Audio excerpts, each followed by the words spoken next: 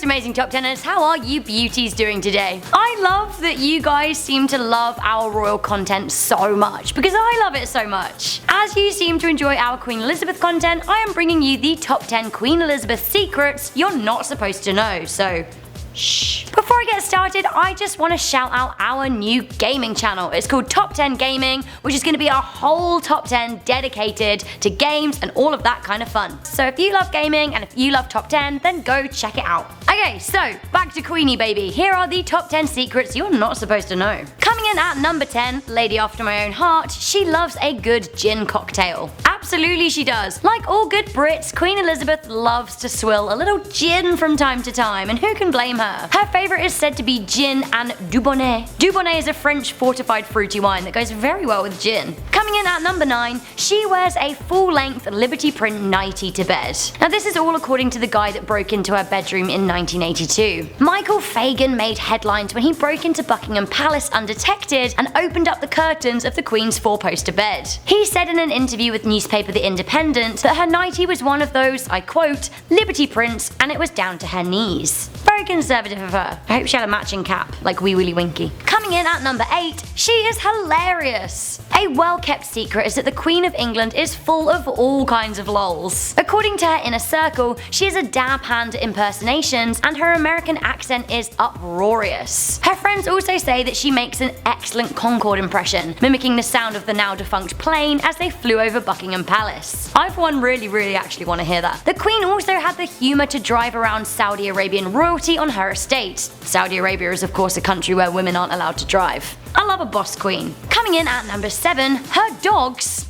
have chefs. That's right, chefs. So we all know that the Queen loves her corgis, but it seems she loves them so much that store-purchased pet food is not deemed fit enough for a royal pooch. This comes to her former chef Owen Hodgson gave his recipe for the dog's dinner. He said, I simmered rabbit, cooked down some chicken, then finally chopped the meat, sieved the stock, and returned the meat. There's some fancy dogs, I mean. Coming in at number 6, 1992 was her worst year. The Queen publicly refers to 1992 as Annus Horribilis. That basically means horrible year in Latin. She said, 1992 is not a year on which I shall look back with undiluted pleasure. In the words of one of my more sympathetic correspondents, it has turned out to be an Annus Horribilis. In 1992, there was a fire at her favourite home, Windsor Castle, which destroyed a large part of the building. On top of that, her younger children, Princess Anne and Prince Andrew, saw their marriages fail. And, most stressfully, so did the marriage of her eldest son,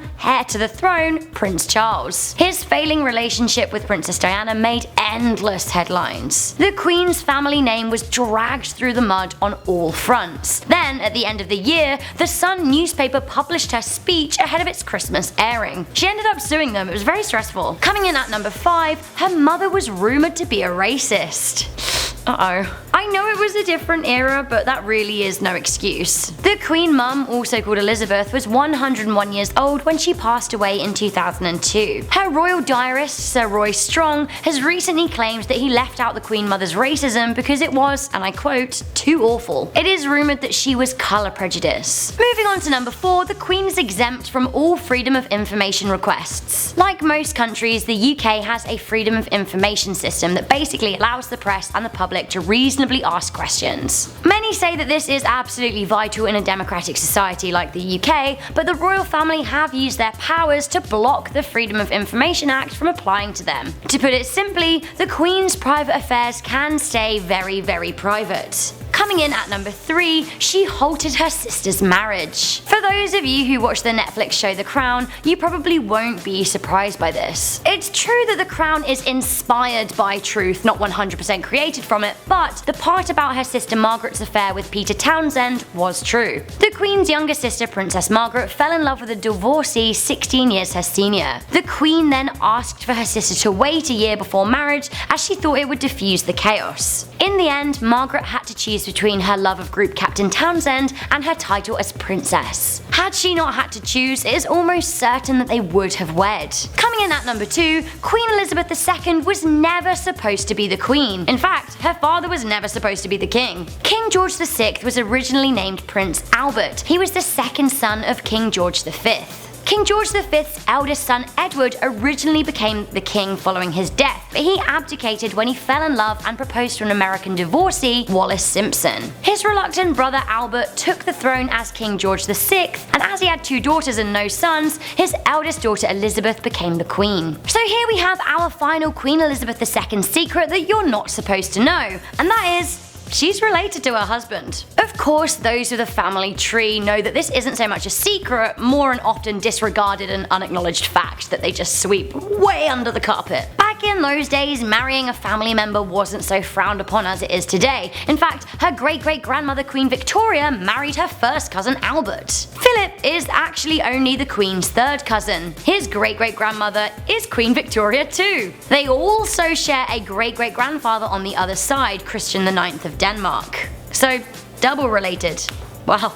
So there you have it, guys. That was some interesting information about the Queen, her life, and her taste in gin. I, for one, am a huge fan of the Queen. I think she is an absolute mega babe, so I would happily make more top 10 videos on her. If you want to see more, then let me know in the comments section down below. Also, let me know if you want me to cover any of the other royal family, like Princess Kate, for example. Love her. Guys, if you like this video, make sure you give it a good thumbs up, share it with a friend, and stay subscribed. For now, I'm Rebecca Felgate, and I will see you next time.